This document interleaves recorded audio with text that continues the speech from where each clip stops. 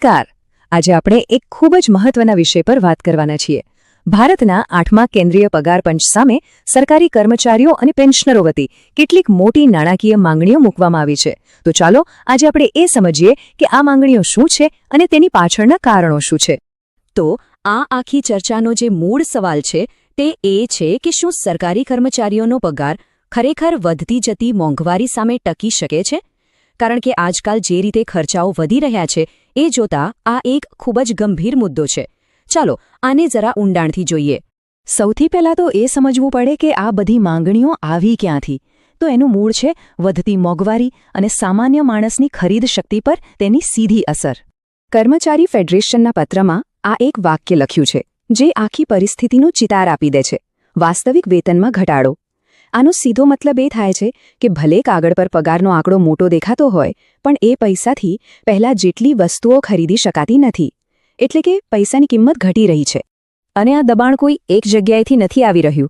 સ્ત્રોતમાંથી મળતી માહિતી પ્રમાણે બાળકોના શિક્ષણનો ખર્ચ હોય, ઘરના સભ્યોની સારવારનો ખર્ચ હોય, પેટ્રોલ ડીઝલના ભાવ હોય કે પછી ઘરનું ભાડું અને રોજિંદી ખાવા પીવાની વસ્તુઓ, આ બધી જ જગ્યાએ ખર્ચ એટલો વધી ગયો છે કે સામાન્ય પરિવારનું બજેટ ખોરવાઈ ગયું છે. તો આ સતત વધી રહેલા આર્થિક દબાણને પહોંચી વળવા માટે કર્મચારી સંગઠનોએ 8મા પગાર પંચ સામે કેટલીક ચોક્કસ દરખાસ્તો મૂકી છે. ચાલો હવે એના પર નજર કરીએ. એમણે મુખ્યત્વે 2 માંગણીઓ પર ભાર મૂક્યો છે. પહેલી, જે મોંઘવારી ભથ્થું એટલે કે ડીએ મળે છે એનો 50% હિસ્સો સીધો જ મૂળભૂત પગારમાં જોડી દેવામાં આવે. અને બીજી, જ્યાં સુધી પગાર પંચનો અંતિમ નિર્ણય ન આવે ત્યાં સુધી તરત જ એક વચગાળાની રાહત આપવામાં આવે.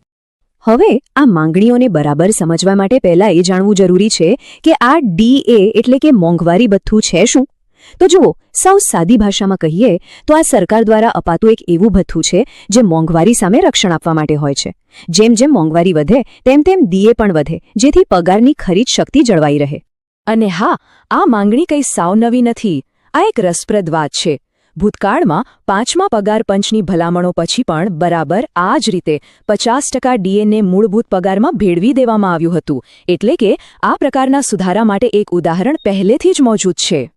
તો હવે આવે છે સૌથી અગત્યનો ભાગ. આ ડીએ ભેળવી દેવાથી ખરેખર પગાર પર શું અસર થશે? ચાલો એકદમ સરળ ઉદાહરણથી આખું ગણિત સમજીએ.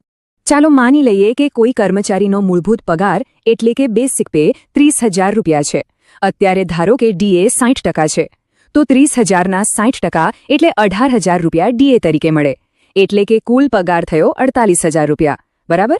હવે માંગણી પ્રમાણે જો 50% ડીએ મર્જ કરી દેવામાં આવે તો શું થાય? તો 30,000ના 50% એટલે કે 15,000 રૂપિયા સીધા જ મૂળભૂત પગારમાં જોડાઈ જશે. એટલે હવે નવો મૂળભૂત પગાર થઈ ગયો 45,000 રૂપિયા. અને બાકીના જે 10% ડીએ બચ્યા એની ગણતરી હવે આ નવા એટલે કે 45,000 પર થશે. આનાથી કુલ પગારમાં તરત જ વધારો દેખાશે. પણ વાત અહીં પૂરી નથી થતી. આ તો કેવળ શરૂઆત છે. આની જે અસલી અને લાંબા ગાળાની અસર છે ને એ તો આનાથી પણ ઘણી મોટી છે. આને કહેવાય રિપલ ઇફેક્ટ. જુઓ, મોટા ભાગના ભથ્થા જેમ કે ઘર ભાડું ભથ્થું એટલે કે એચઆરએ એ મૂળભૂત પગારના આધારે ગણાય છે. એટલે જેવો મૂળભૂત પગાર વધ્યો એચઆરએ પણ આપોઆપ વધી જાય. એ જ રીતે ગ્રેચ્યુઇટી અને રિટાયરમેન્ટ પછી મળતા બીજા લાભો પણ વધી જાય. એટલે કે આ એક ફેરફારથી કર્મચારીની લાંબા ગાળાની નાણાકીય સુરક્ષા ખૂબ જ મજબૂત બને છે. હવે બીજી માંગ પર આવીએ. જો પગાર પંચની આખી પ્રક્રિયા બહુ લાંબી અને જટિલ હોય છે. રિપોર્ટ આવતા અને એનો અમલ થતાં ઘણીવાર 2-3 વર્ષ પણ નીકળી જાય. તો ત્યાં સુધી કર્મચારીઓ મોંઘવારીનો માર સહન કરતા રહે? બસ એ સમસ્યાના ઉકેલ માટે જ વચગાળાની રાહતની માંગ કરવામાં આવી છે, જેથી નિર્ણય આવે ત્યાં સુધી તાત્કાલિક મદદ મળી રહે. સારું, તો આપણે સમસ્યા સમજી લીધી અને તેના માટેના સૂચિત ઉકેલો પણ જોઈ લીધા. પણ હવે સવાલ એ છે કે આ માંગણીઓનું ભવિષ્ય શું છે? અત્યારે શું સ્થિતિ છે? આની ટાઈમલાઈન સમજવી ખૂબ જરૂરી છે. માંગણીઓ કરતો પત્ર 27 ફેબ્રુઆરી 2026ના રોજ મોકલવામાં આવ્યો. પરંતુ કર્મચારી સંગઠનો ઈચ્છે છે કે આ ફેરફારોને પાછલી અસરથી એટલે કે 1 જાન્યુઆરી 2026થી જ લાગુ કરવામાં આવે. તો હાલની સ્થિતિ એ છે કે આ બધી દરખાસ્તો હવે સત્તાવાર રીતે સરકારની વિચારણા હેઠળ છે. અને કર્મચારી ફેડરેશન આ માંગણીઓને મંજૂર કરાવવા માટે સક્રિયપણે પ્રયત્નો કરી રહ્યા છે. 8મા પગાર પંચની ભલામણોમાં આ મુદ્દાઓ કેન્દ્રમાં રહેશે. અને અંતે આપણે એ જ મૂળભૂત સવાલ પર પાછા આવીએ છીએ. માની લો કે આ માંગણીઓ સ્વીકારાઈ જાય છે તો એનાથી ચોક્કસપણે એક મોટી રાહત મળશે, પણ શું તે લાંબા ગાળે મોંઘવારી અને પગાર વચ્ચેની જે આ સતત દોડ ચાલી રહી છે એનું અંતર ખરેખર પૂરી શકશે? આ એક એવો સવાલ છે જેનો જવાબ તો આવનારો સમય જ આપશે.